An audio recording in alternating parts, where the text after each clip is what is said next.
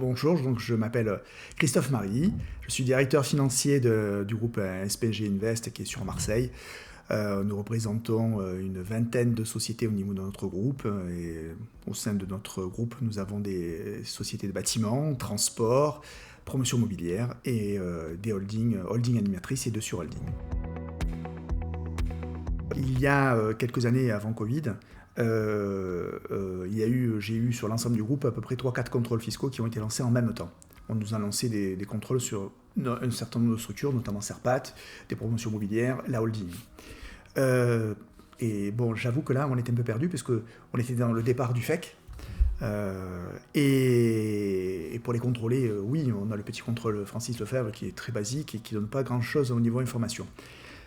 Et chose extraordinaire, je suis en route pour le bureau et j'écoute le matin Radio Classique, parce que sur Radio Classique, il y a des actualités super intéressantes, économiques, etc. De bon matin, c'est très agréable. Et je tombe sur une pub de Supervisor.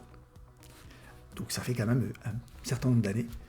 Et j'entends FEC. Oui, nous analysons les FEC. Je ne retiens pas le nom de Supervisor. Je retrouve le replay de Radio Classique.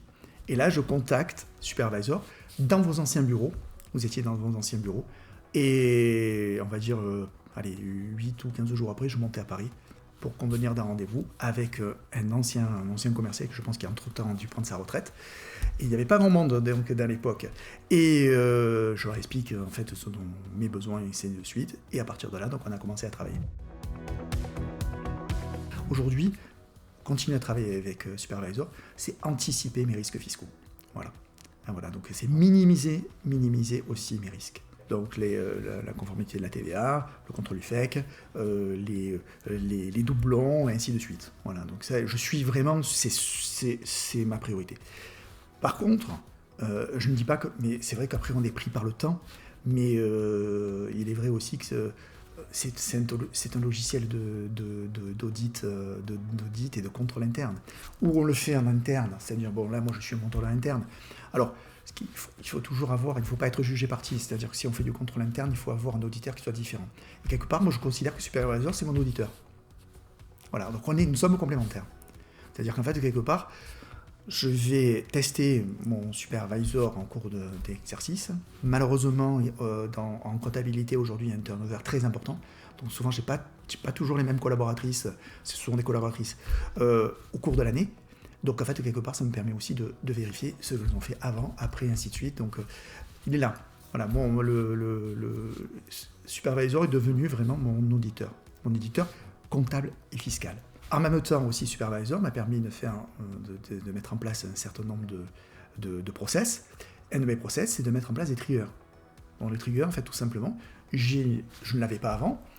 Aujourd'hui, il y a une numérotation.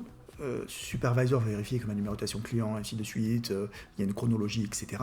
Je ne l'avais pas. C'est-à-dire que Sage, en fait, tout moment, une collaboratrice pouvait me saisir, me changer un numéro, etc. Là, on a mis un trigger où je suis le seul en qualité d'administrateur, ou si jamais elle essaie de modifier une facture, elle ne peut pas le faire, ou une écriture comptable, elle ne peut pas le faire sans mon accord. C'est-à-dire qu'en fait, il faut que je désactive mon trigger pour qu'elle modifie l'écriture. Okay. Ça, je ne l'aurais jamais mis en place si je n'avais pas eu Supervisor. C'est des doubles enregistrements d'achat. Et conséquent.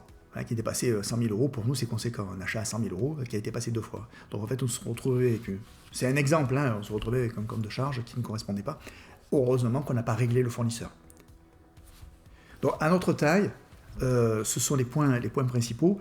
Comme je l'ai dit aussi, ça nous a permis, notamment au niveau des mots-clés, etc., de changer notre méthode. Mais je reconnais qu'aujourd'hui, je suis très très très attentif sur les doublons, sur un numéro de facture. La personne ne peut pas enregistrer 2 fois la facture. Mon trigger me les bloque. Donc ça aussi, on va dire, ce sont les points essentiels. En fait, il y a une chose aussi, c'est que Supervisor a évolué. Et aujourd'hui, l'évolution de Supervisor, c'est très important pour nous. Je n'ai pas la passerelle, je vais donner l'exemple précis. Ok, le process des achats, plus ou moins, on a réussi à le boucler. Ça ne veut pas dire que l'erreur n'existe pas. Donc, quelque part aussi, Supervisor, c'est mon confort. Ça me permet aujourd'hui, même dans les process que nous avons bien mis en place, de les vérifier. Maintenant, il y a une deuxième partie. Supervisor évolue. Et Supervisor a évolué sur un point dont j'avais parlé à une époque. Et chose très importante, c'est que comme on est dans le bâtiment, on a un logiciel de bâtiment de facturation, mais on n'a pas la passerelle entre la facturation client et la compta. Alors tu vas me dire, dans les grosses structures, oui, on n'a pas le choix, mais nous, c'est 20-30 factures mois. Nos clients, on a à peu près 10-15 programmes en même temps. Donc grosso modo, on a 20 facturantes. Et là, je peux reconnaître que c'est hyper important. Parce que justement, l'évolution et cette technicité qu'a Supervisor, ça nous permet de vérifier notre comptabilité FEC et la facturation. Et aujourd'hui, on s'est aperçu, il n'y a pas longtemps, d'une anomalie comptable avant la fin de l'exercice, clôture de l'exercice comptable. Je donne un exemple en même temps. C'est le dirigeant qui fait la facturation. Il fait la facturation.